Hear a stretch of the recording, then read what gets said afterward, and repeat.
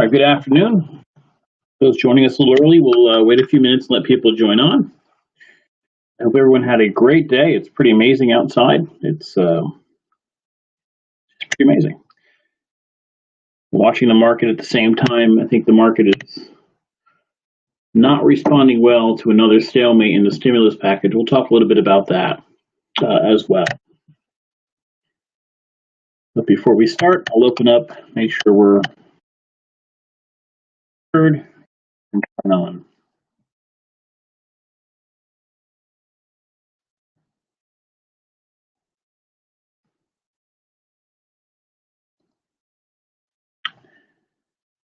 Okay, so good afternoon. I'm Steve Mazzacane. This is the Steve Mazzacane podcast, which will be named the Steve Mazzacane podcast for probably another few days. I think I'm going to go with the rest of us. Richard, good to see you. The purpose for that is, I know people asked the percentages yesterday. The idea behind it is not that we're ever going to be all things to all people. There's no way you can be all things to all people. But as I've covered news for the last 10, 12 years on a local level and watched the national debate become ridiculous. And it always becomes ridiculous in your election season anyway, so we'll just take out this month and talk about the general. There doesn't seem to be any financial reason for someone to dedicate themselves to reason and logic. Within reason and logic, there can be different viewpoints. There can be contradicting views that are reasonable. There can be contradicting opinions that are logical and use facts to get there. There's nothing wrong with that. Different scientists can look at facts and come to a different conclusion. Doctors can look at the same facts, the same underlying information, and come to different conclusions. We're not saying this is the voice of everybody that's left. What we're saying is, when you take the people who already have their preconceived notions no matter what on the left and the preconceived notions no matter what on the right, those are sports fans. I'm a Knicks fan. There's no logical reason for me to be a Knicks fan. I don't gain anything by being a Knicks fan. The Knicks suck. They've sucked for a long time. I've spent a lot of money on being a Knicks fan, going to Knicks games, paying for the MSG channel to watch Knicks games. I've invested in them from a financial and time standpoint. When people say they're not good, I may refute that for no apparent reason, just that I'm a fan. When we remove the fans in politics, remove the left and the right, the people who are there no matter what, only care what their party has to say, and often the loudest people in the room, what's left? Is it 80%? Is it 85%? Is it 70%? I don't know, but it's a large number. In my viewpoint, is that it's the majority. And what I want to be is a place for the majority to go and have a conversation. That's it. I'm not telling you what to believe. But I want you to be able to trust me to the point that when I present something, when I give you an opinion, when I give you an analysis, I'm also looking at all sides of it, and it's an honest opinion. I'm not being paid for that opinion. I don't have an agenda in that opinion. Right now, it's a tough place to be because there's no real money in it. There's money in left and right. And if you don't think there's money in left and right, look at the ad buys on Fox News and MSNBC. They're massive. You can't watch them for 10 minutes or CNN without seeing ads from politicians that are spending in the billions of dollars this year. Well, all these Senate races are absurd, the amount of money being spent.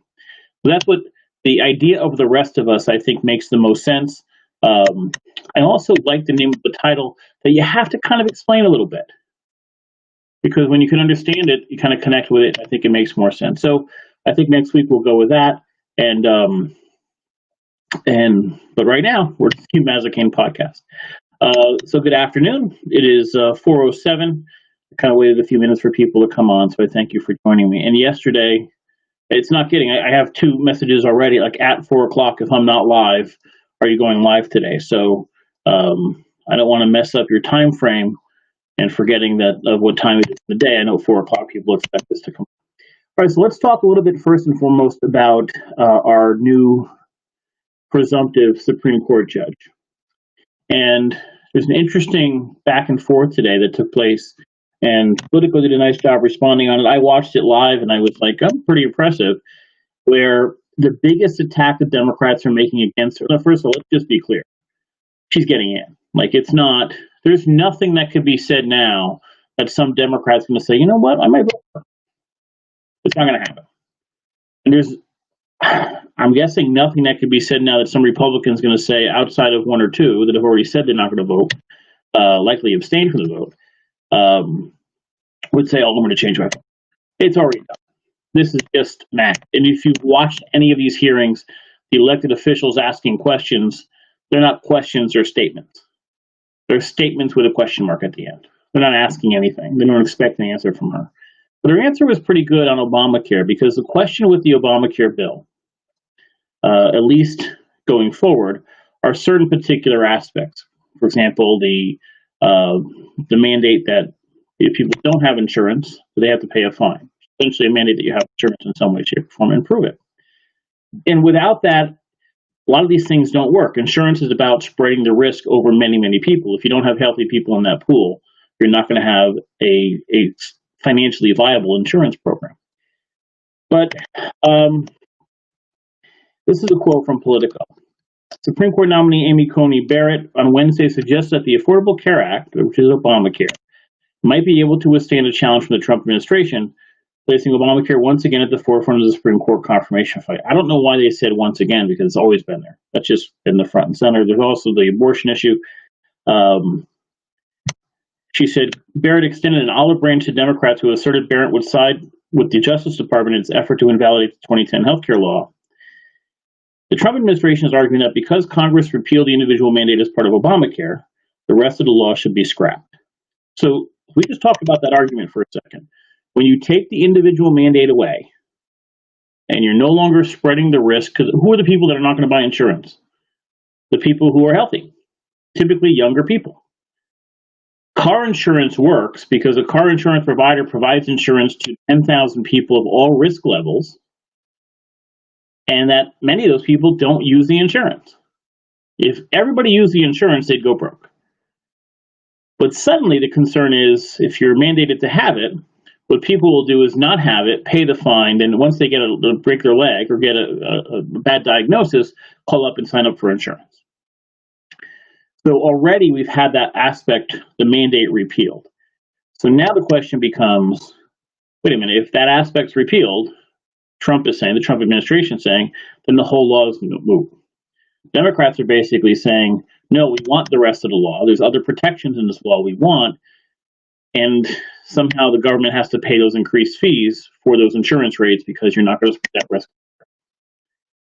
Barrett on Wednesday said judges' presumption should always be that the rest of the law can stand even when a key portion is repealed, a concept known as severability. This is her quote, "The presumption is always in favor of severability," Barrett said, using the Jenga game as a metaphor, the comparison that impressed the top Democrat on the committee, Dianne Feinstein. Asked if judges should seek to preserve the rest of the law even when one part is invalidated, Barrett said that was true, a response that was unlikely to sway Democrats. She later said judges should never seek to undermine the policy that Congress enacted. And this is an interesting topic when we talk about Supreme Court judges. A few weeks ago, we talked about this, and one thing I suggested people do, especially parents that have kids, is to go back and read some of the Supreme Court decisions. Because so often we see a headline, court invalidates X, or court rules with gay marriage, or court does X, and these two judges were against it. And in the comments, you're deeming that those two judges don't know what they're talking about. And if you go back and instead forget that article and just read the legal decisions, there's a couple things that are going to stick out to you. One is these people are brilliant. Brilliant people.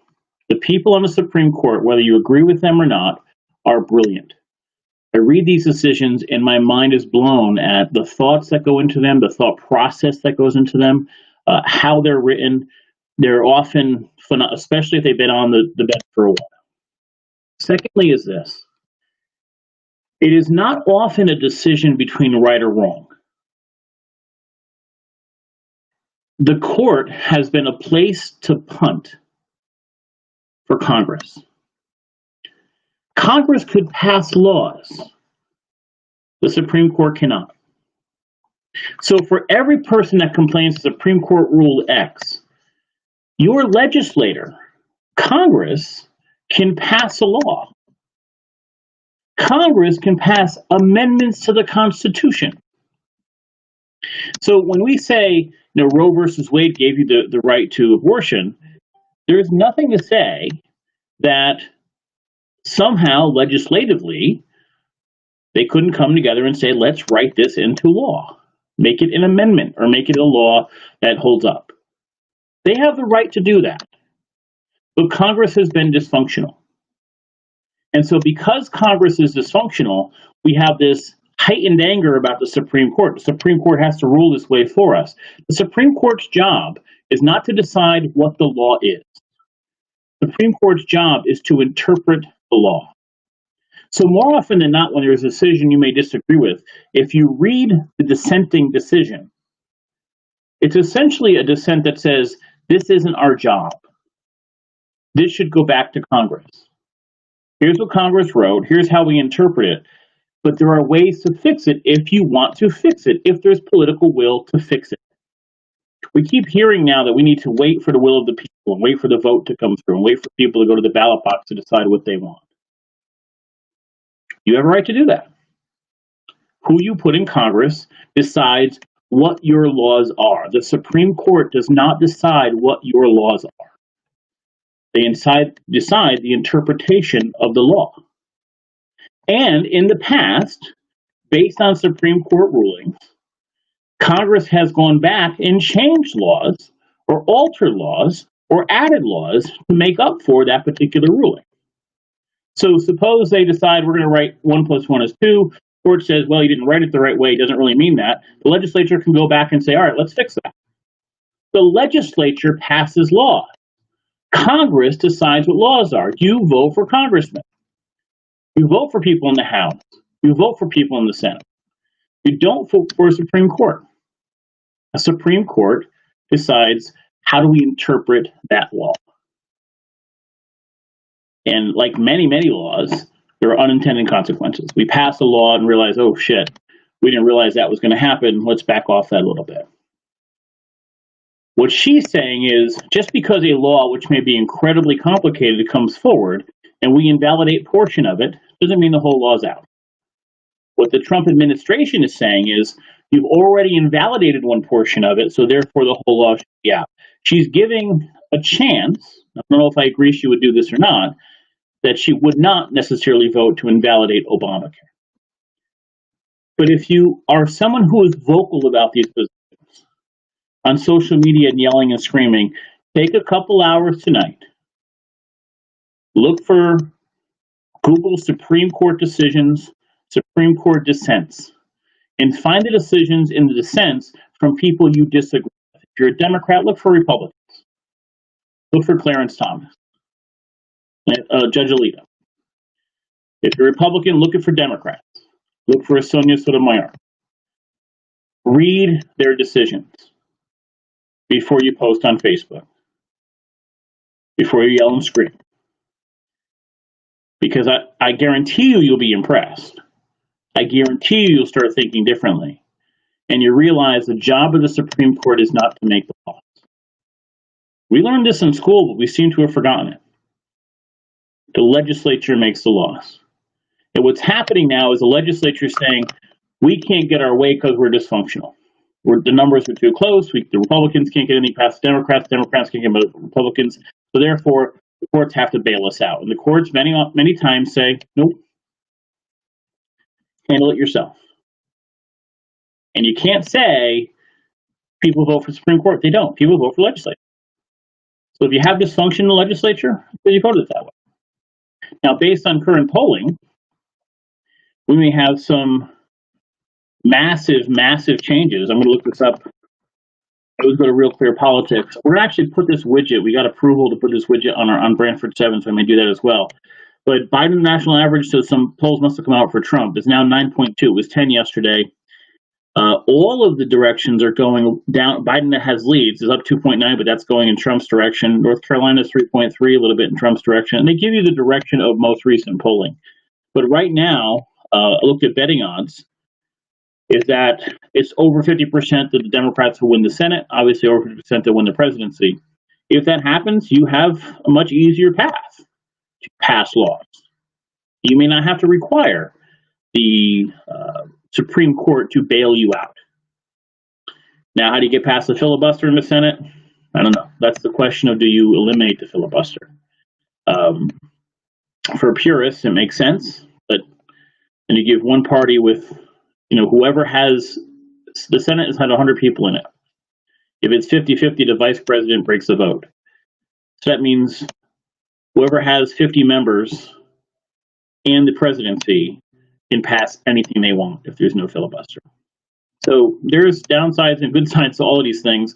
And the people who are in power like to get rid of it, and the people who are not in power like to yell and scream about it, or go the other way. So it just depends on who's in power that minute.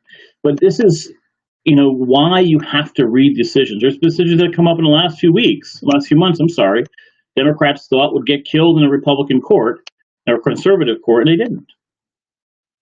So this anger and this hatred about what you think might happen, we have no indication it's going to happen yet.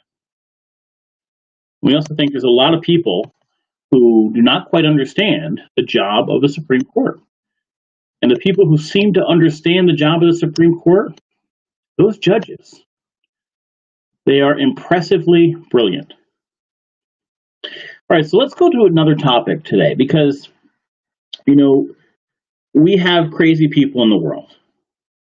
And if you remember back, I would say about 2-3 months ago, we had some members from some young students, or late teens, early 20s, what have you, in that part of the Black Lives Matter movement, but they were marching and there were other things that were happening. They came on this podcast and they were talking, and they were not necessarily tolerant of my message of work hard and save money and you'll get ahead.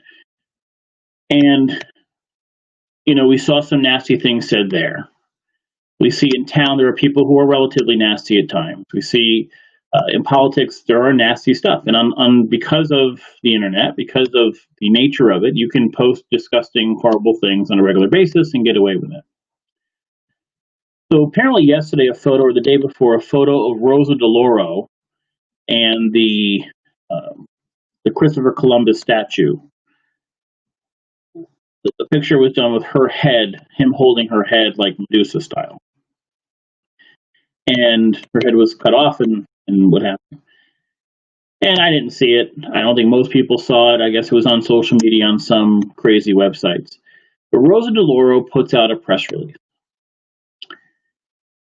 Now, we have had Bob Duff in Norwalk put out a press release recently. He said he was in the police department and an officer spit on him, his claim. The officer claimed they spit on the floor, whatever. The Christine Cohen put out a press release, not really a press release, a Facebook post saying she was attacked for business, and we had a long thing on that. And clearly that's wrong. But at some point,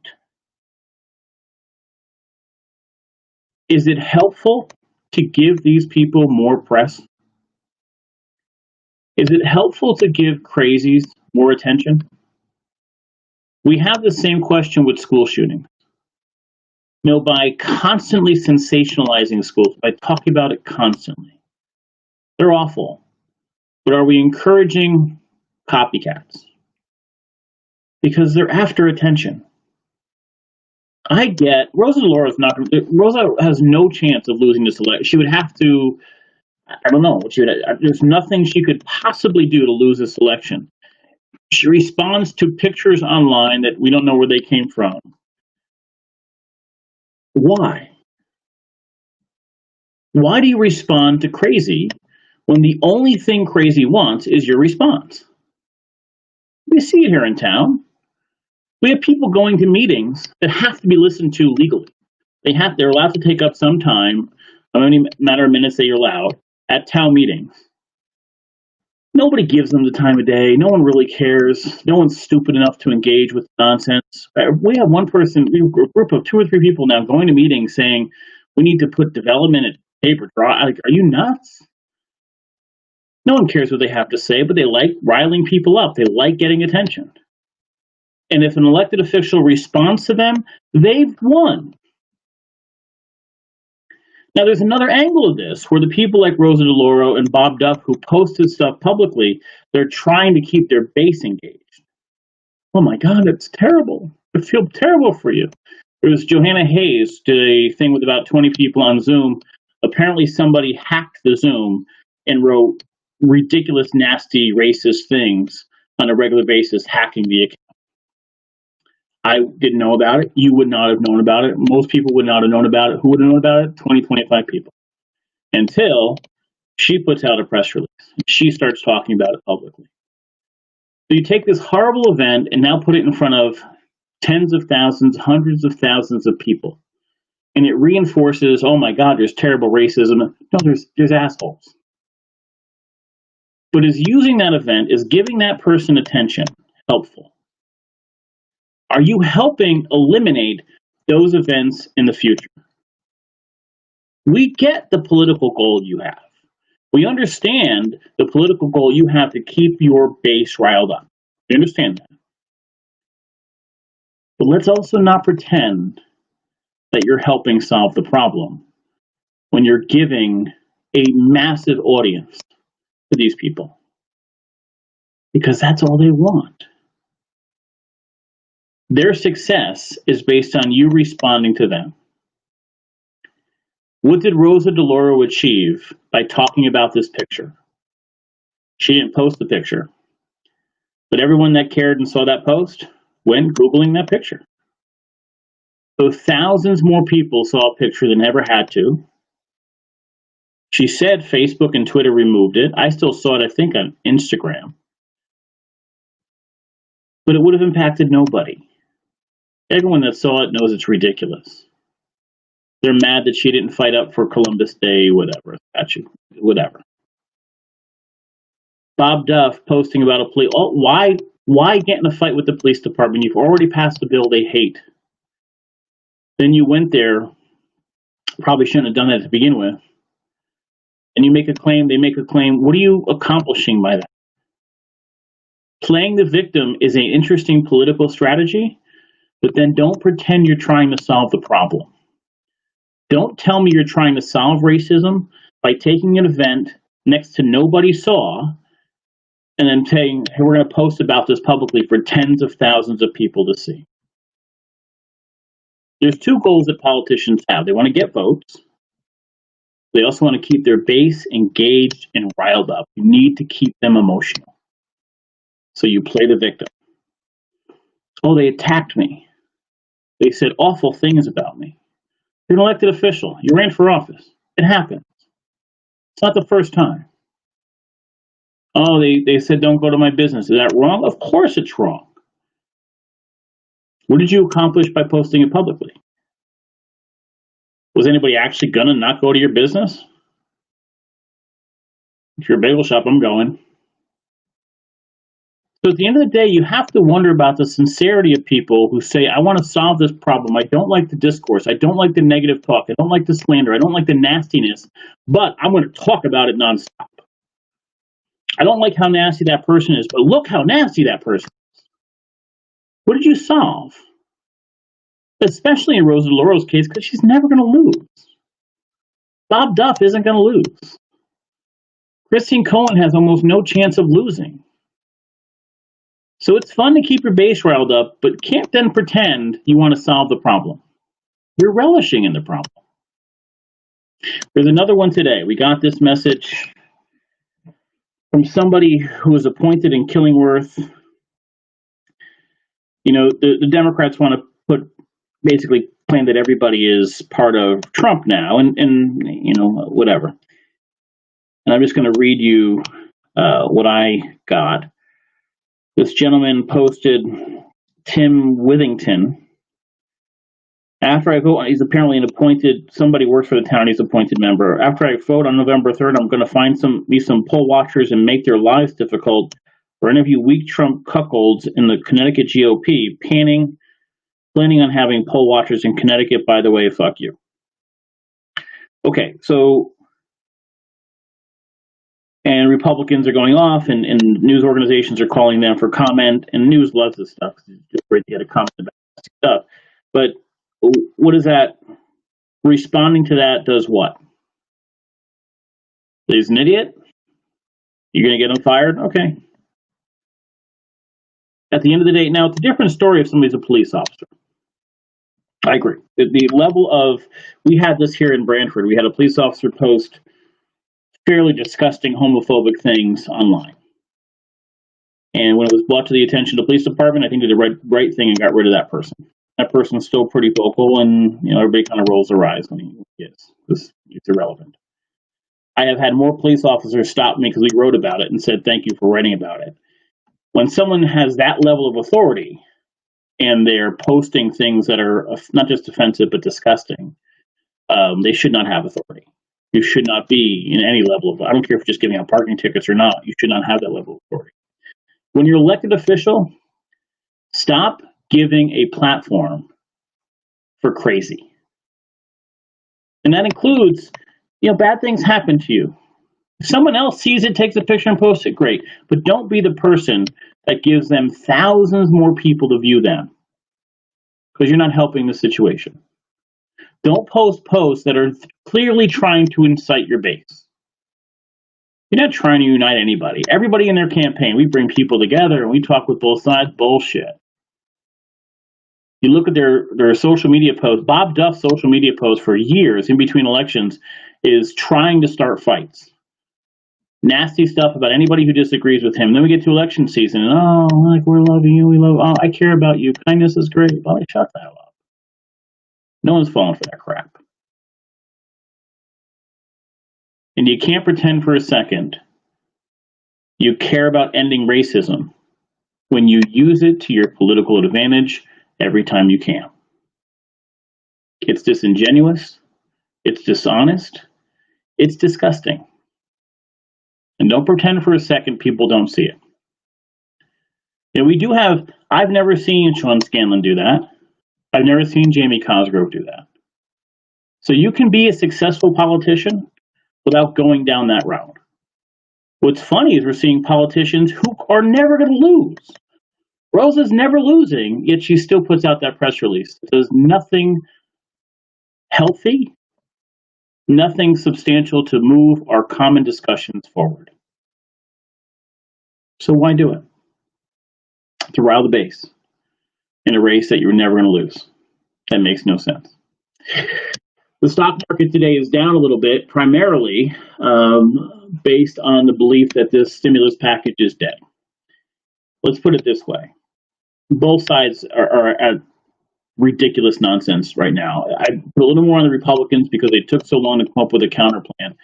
But the Democrats are at $2.2 trillion, Republicans are at $1.8 trillion, and they can't seem to figure it out. Is amazing. The Republicans have no reason to go ahead with it now because that $1,200 that you would get, likely you wouldn't get before the election. So the political help they were hoping for isn't going to be there. But here's the problem. You have, if we look at the odds right now, Biden wins, Democrats take the Senate and have the House. If you're a Republican, that's a nightmare scenario. If you're a moderate, you're probably saying to yourself, at least something can get done. I have these high hopes on a transportation infrastructure bill. That's my highest hope. You probably have a better chance of that happening. Trump had 4 years to do it. He would have had Democratic support. He didn't do it. So you probably have something like that moving forward. You're going to have some ideological bills moving forward. No question. Republicans are not going to be happy. It's going to happen. But they don't take office for a while. Biden doesn't take office to the end of January. And people right now are starting to struggle. There are a lot of families that have no idea where next month's rent is going to come from. We're starting to see it trickle down to small businesses. When the PPP runs out, and you're seeing it now, schools are having positives. They opened up restaurants a little more. Don't be shocked if we have some more positives there. Bars are not open yet. People are doing the plexiglass in the bars. It's kind of comical, but they're doing it. I don't know what it actually does or what it prevents. The bars are open with plexiglass, but you're having reduced staffing inside. You're not going to be able to sit outside much longer. These restaurants are hurting now, and they will be hurting much, much more. Families cannot pay their mortgage, and instead of two organizations coming together, there's no political need for the Democrats to do it because they're way ahead in the race. Republicans have seemed to lost their chance to pass anything that will get to the people before the election, so it doesn't help them politically. And Biden doesn't take office till the end of January. So if we don't get something passed now, nothing may pass for months. This can get really ugly economically. And if you think it's not a big deal, even if we're talking about a small percentage of the population, so let's say we have 10%, or we're 8.5% unemployment right now, and we have 15 million people unemployed, whatever the number is. Remember the housing crash in 2009? Most houses didn't have a problem paying their mortgage. Most people paid their bills. All it took was a small percentage of people to make the entire market crash.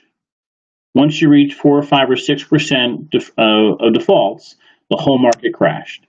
When you start taking out a percentage of the population that can no longer afford basic bills, when the eviction law is no longer in place, so people are getting kicked out, it puts massive, massive pressure on your social services. There's more apartments available, rents come down, property values drop, taxes to municipalities drop. There's a whole string of events that happen. The Fed is saying pass it. Every economist is saying stimulus. Everybody on Wall Street is saying we need a stimulus. The Republicans won't just say, here, get it. Trump's put out a million mixed messages. Get something passed, give them more money. Oh, wait, hold off, don't do that. You're $400 billion apart on a $2.2 trillion deal. If I'm the Republicans, just pass it. In fact, if I'm Trump right now, I walk in there and say, I want a $2.5 trillion deal. I want it passed now. Put pressure on the Democrats to say no. And they won't, they'll pass it. This makes no sense. And this will have massive impacts. The market's down today. Be very interesting to see what happens tomorrow as we get closer to the election. And it'd be very interesting to see what the impacts are on small businesses here in Brantford and Guilford and Madison. It's not going away. And if just a small percentage of people can't make that rent payment, that landlord has a mortgage to pay too. It's only so long they'll be able to eat, letting somebody sit there, pay the mortgage out of their pocket. It's going to have massive implications. Do not underestimate that. And I have blamed the Republicans in the Senate for this from day one, because they have basically said we're not passing anything. And the nation desperately needs it. And by the way, that's not just from me. That's from every economist, Republicans. Trump appointed the chair of the Fed, Jay Powell. Trump appointed him, and he's calling for stimulus. They just won't do it. It's crazy. All right, thanks for joining me tonight. There was a bunch of topics to go through. Not a lot of questions. Guys, feel free to ask questions. It helps to go back and forth and talk about ideas. If you disagree with something I'm saying, say it. We want to know that. We want to hear from reasonable, logical people. That's the purpose of this podcast. And if you can help out, share it, tell other people about it. I thank you today. A friend of mine, Shannon, posted about it. She's a graphic designer. She posted some drawings, potential logos, and I may share those so people can give their ideas of what they'd like to see. But I thank her for that, and please do the same. Spread the word if you can. If you'd like to donate, just go to BrantfordSeven.com. A post will come up, and I will make this clear because she kind of mentioned this too. Donation does not give you a right for us to talk about anything. It's just if you support the work that I'm trying to do, please do. It doesn't mean I'm going to side with you or pick a candidate for you or anything of that nature. That being said, I hope you all have a great evening. We'll see you tomorrow. Today's Wednesday, right? Yeah. I will see you tomorrow at 4 o'clock. Have a great night, guys.